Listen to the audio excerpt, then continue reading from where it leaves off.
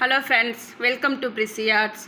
நம்ம வந்து இன்றைக்கி தேங்காயும் பாலும் வச்சு ஒரு ஸ்வீட் செய்ய போகிறோம். நம்ம எப்பயும் தேங்காய் வச்சு தேங்காய் பர்ஃபி தான் செய்வோம். இந்த மாதிரி ட்ரை பண்ணி பாருங்கள், ரொம்ப டேஸ்ட்டாக ரொம்ப நல்லாயிருக்கும். வாங்க எப்படி செய்கிறதுன்னு பார்க்கலாம். இன்றைக்கி நம்ம தேங்காய் பால் ஸ்வீட் செய்கிறதுக்கு தேங்காவை வந்து நம்ம துருவி வச்சுருக்கோம். நான் ஒரு ½ மூடி துருவி வச்சுருக்கேன். கொஞ்சோண்டு முந்திரி பயிர் எடுத்துருக்கோம். நம்ம இது ஒரு கப்பு தேங்காய் துருவல்னால் அரை கப்பு வந்து நம்ம சுகர் எடுத்துக்கலாம். இல்லை நீங்கள் தேவையான அளவு சுகர் ஆட் பண்ணிக்கிங்க. வாங்க எப்படி செய்கிறதுன்னு பார்க்கலாம். இதுக்கு வந்து நம்ம பால் வந்து நல்லா காய்ச்சி சுண்டை காய்ச்சி வச்சுருக்கோம். அதை தான் இதுக்கு யூஸ் பண்ண போகிறோம். அடுப்பு ஆன் பண்ணி ஒரு பேன் வச்சுக்கலாம். அதில் வந்து நம்ம 2 ஸ்பூன் வந்து நெய் ஆட் பண்ணிக்கலாம்.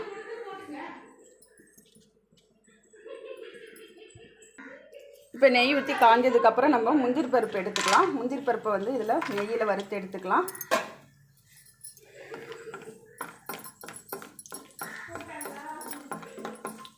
இதில் நீங்கள் வந்து பாதாம் இருந்தால் கூட நீங்கள் ஆட் பண்ணிக்கலாம். நான் இப்போ வந்து வெறும் முந்திரி பருப்பு தான் இதை நெய்யில் வறுத்து எடுத்துக்க போகிறேன். இப்போ நெய்யில் வந்து முந்திரி பருப்பை வறுத்தாச்சு. முந்திரி பயிரை வந்து நம்ம எடுத்துக்கலாம்.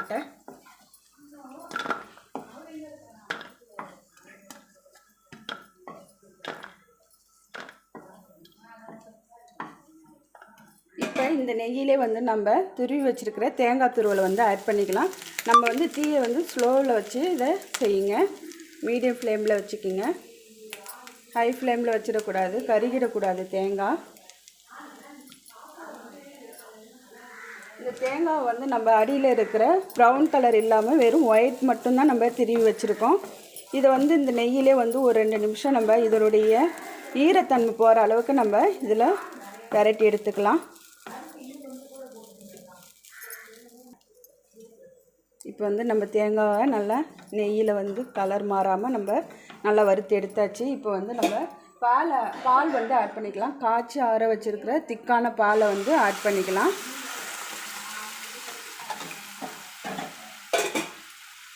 ஒரு கப்புக்கு வந்து நான் 1 கப்பு பால் ஆட் பண்ணிக்கிட்டேன். நீங்கள் எவ்வளோ தேவையோ அந்த அளவுக்கு இதில் யூஸ் பண்ணிக்கிங்க. இப்போ வந்து இதில் சுகர் ஆட் பண்ணிக்கலாம். நம்மளுக்கு தேவையான அளவு வந்து இதில் ஆட் பண்ணிக்கலாம்.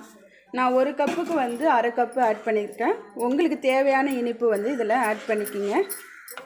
இப்போ இது நல்லா சுருண்டு வரணும். அந்த அளவுக்கு நம்ம ஒரு 5-6 நிமிஷம் வச்சு எடுக்கலாம். நல்லா கிளறி விட்டுட்டே இருங்க அப்பப்போ.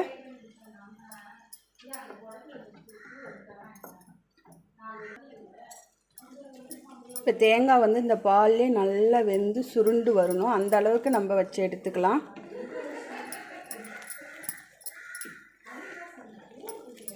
கிளறிக்கிட்டே இருங்க, கை விட்டு விடக்கூடாது. ஏன்னா இது வந்து அடி பிடிச்சிரும். அதனால் கிளறிக்கிட்டே இருக்கணும். ஓரத்தில் படுகிற பால் எல்லாம் எடுத்து விட்டு நம்ம கிளறி எடுத்துக்கலாம்.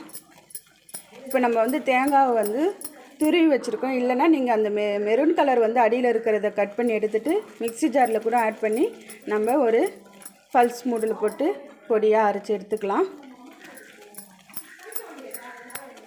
இது நல்லா அந்த பால்லே வெந்து சுருண்டு வரணும்.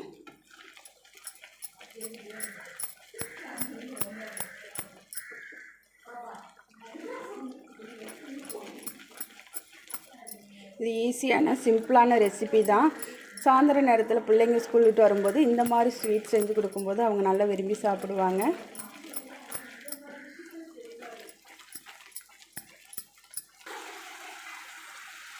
இப்போ இது நல்லா சுருண்டு வருது. இன்னும் கொஞ்சம் நம்மளுக்கு திக்காகணும். எப்பயும் இந்த மாதிரி ஸ்வீட் செய்யும்போது நம்ம அடி கனமான இருக்கிற பாத்திரத்தில் தான் செய்யணும். இல்லைன்னா வந்து நான்ஸ்டிக் பேனில் வந்து செய்யும்போது அடியில் போய் பிடிக்காமல் வரும். நல்லா இப்போ திக்காக சுருண்டு வந்துடுச்சு. இப்போ இந்த ஸ்டேஜில் வந்து நம்ம நெய்யில் வறுத்து வச்சுருக்கிற முந்திரி பருப்பை ஆட் பண்ணிக்கலாம். அவ்வளோதான், நம்மளுடைய ரெசிபி ரெடி ஆகிடுச்சு. இந்த மாதிரி நீங்களும் ட்ரை பண்ணி பாருங்கள். பிடிச்சிருந்தால் லைக் பண்ணுங்கள், ஷேர் பண்ணுங்கள். இந்த சேனல் வந்து சப்ஸ்கிரைப் பண்ணுங்கள். தேங்க்யூ.